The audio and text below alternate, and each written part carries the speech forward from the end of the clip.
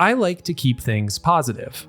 I think that every work of art, no matter how big or small, how much I personally like or dislike it, has things that make it special, things worth diving into, dissecting, and examining.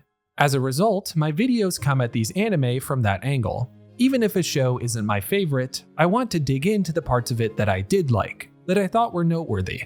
But today, I'm going to break from that mold a bit, and talk about the issue I have with Dandadan Season 2 so far. This was the show I was most excited for coming into the summer season, and it might be the show that I am most disappointed by so far. Now, that's not to say that I hate it or anything, but there's certain parts of its execution that have left me wanting more. So what are they, and how could they be remedied as the season goes on? Let's talk about it. Welcome back to Frame by Frame, the series where every week I make a video on each episode of these 4 shows, covering one big idea along with some smaller segments. I hope you'll subscribe to follow along for the rest of the season. I'd love to have you aboard. Let's briefly run through the plot of Dandadan Season 2, Episode 3. Still in the underground lair, Okarun and Momo flee from the possessed Gigi. The giant worm has retreated and is slowly poisoning the chamber they're all in. Okarun launches Momo out of the lair, where she tries to help by lighting the house on fire. Now left by themselves, Okarun and the Evil Eye face off. After initially losing, Okarun goes all out to defeat the spirit. Worn out from the fight, he tries to help Turbo Granny escape from the worm's sticky goop, but falls in himself. On the surface, Momo almost gets arrested, but then her plan comes to fruition as the giant worm surfaces. Exposed to the setting sun, the monster shrivels up and dies. As it does so, it pukes back up the members of the Keto family. The volcano that towers over the village erupts as the episode comes to a close. Next up is The Shot, the scene from the episode that really caught my eye. This episode had plenty of action sequences, but to be honest, they weren't really doing much for me. I'll save my thoughts on that for the main idea, but my favorite scene was the quiet moment between Okarun and Momo before he launches her up to the surface. Now, this may not be a shock. I am making videos on 3 romance series and then Dandadan. Not a big surprise that I was locked in on the one emotionally centered scene in the episode, but I did think that it hit some nice visual beats. It's a small touch, but all of the falling flakes of dust and ash always give scenes a little extra zip for me, making the mostly static close-ups feel more dynamic. What I really liked though was how many different shot distances and level of detail we get across this brief scene.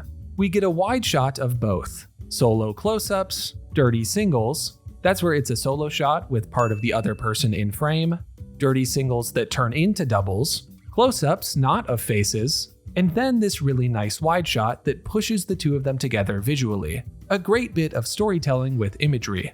Simple, but effective. I find that those are often my favorite scenes, as much as I love an all-out fight in the right circumstances. Now it's time for the main idea for this episode. And here, I want to talk about how I'm feeling about this season 3 episodes in. Look, it's really hard to make something offbeat and quirky. Like, in terms of tones that you're trying to hit, it might be the smallest target out there.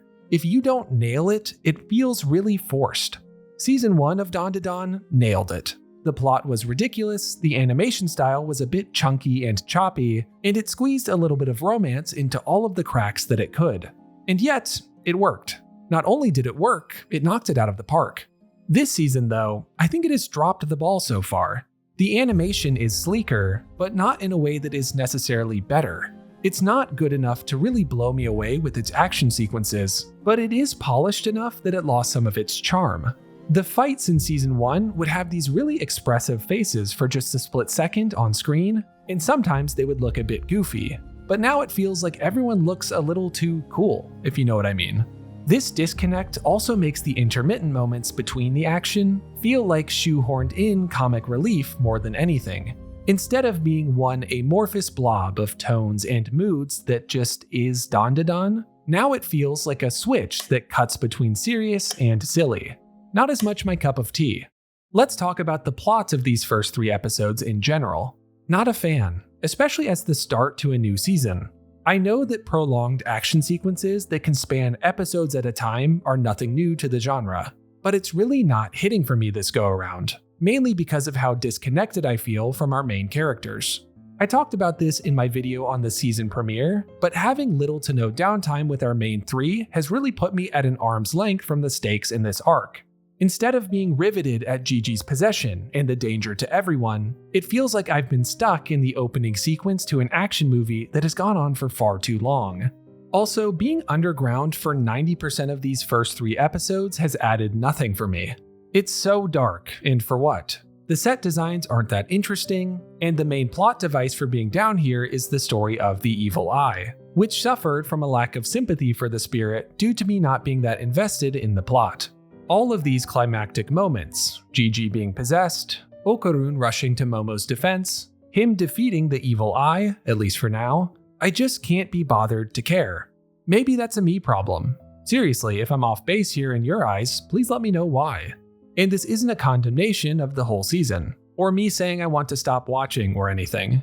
Even in season 1, I remember it taking a few episodes before I was fully hooked. But for now, I think I'm ready for this arc to be over, so that we can meet the rest of the main cast again, and maybe sprinkle in more of the relationship building in this season. Now it's time for my one big question looking ahead to next week.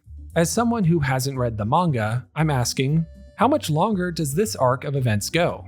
I was under the impression that the Evil Eye movie only covered the first 3 episodes of this season, but does that mean it also ended on a giant cliffhanger?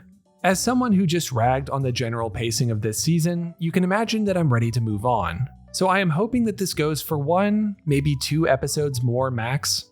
In the little teaser for next week, we do see that Seiko makes an appearance, so maybe this all spins out into a larger plot for the rest of the season, but we'll have to wait and see. And that's it. That's the first episode of week 3 of Frame by Frame. I know I was a bit critical here, but I'm genuinely excited to see where this show goes next.